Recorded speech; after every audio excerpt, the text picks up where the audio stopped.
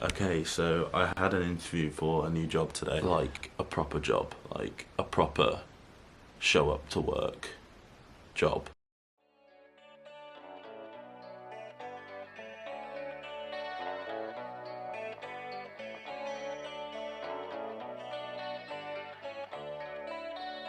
I would rather not go back to the old house.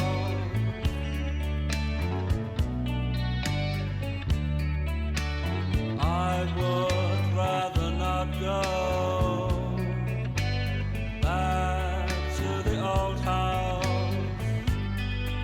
There's too many bad memories, too many memories there.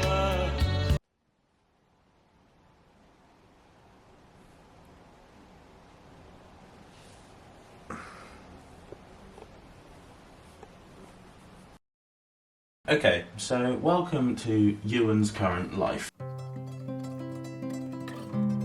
Now, I've been thinking about this since starting a new job, and it kind of all boils down to four things. So imagine your life being this big circle. It's not a circle, is it? We're going to put this circle into 4 quarters. You might be asking, what's in these 4 quarters? Well, I'm going to tell you. So you've got family. Next one, you have friends and relationships. And then the last 2 consists of hobbies, and you've got your work. So these are essentially the 4 pillars that makes your life livable. Now, do we all stick to that? Do we fuck? Especially when you're starting something new. So say, for example, you started a new job, so work. So when you start a new job, you tend to be busy quite a lot of the time, so much so that you don't have time to do your hobbies maybe. So instantly, hobbies, all the things you like doing outside of work, go.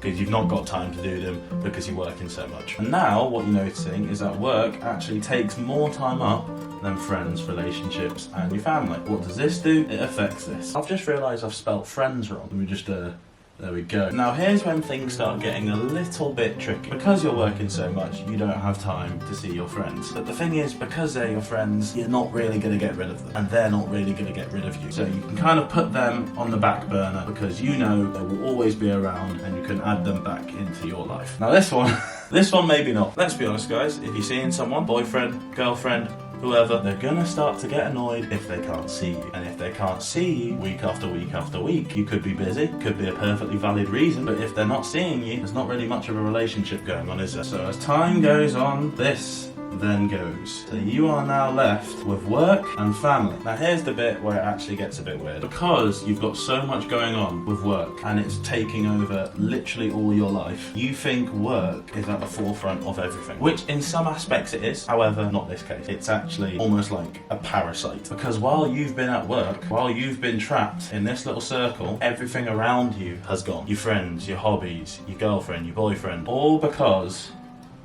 of this. And realistically, when you're working too much, you're not really going to see much of your family. So essentially, all that is left is work. Now, is that something I want to be a part of?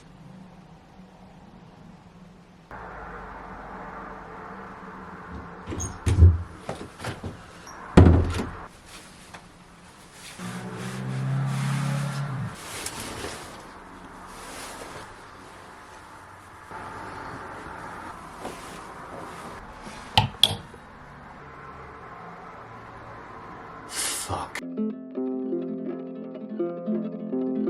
So, I never really thought that I would have to make this part of the video because essentially it all went to shit. I started something new and it didn't pay off, which you can learn a lesson from in a lot of ways, but as you can probably imagine, it's not the greatest feeling, but it's a feeling and you have to take something from that and move on, because if you don't do that, you're just going to get caught in this loop of feeling shit and feeling sorry for yourself. But I guess the important thing now is to keep your head up, because I know there'll be at least one person who's experiencing the same thing I am currently. You were really excited to start something new, you kind of saw the future if that new thing went really well and it didn't, and you're in this position now where you feel like shit. Essentially your whole world has come crashing down and you have no idea where to go. And the thing I was trying to get at earlier was does, it's not the end of the world. Things will get better, they always do. And that's not just a theory, it's a fact. And you can almost look at this as a good thing, because you can then prioritise things that you didn't before and come up with a plan that you can move forward with. And yes, starting something new is really hard. It's opening a door that you don't know what's inside of. It's a risk.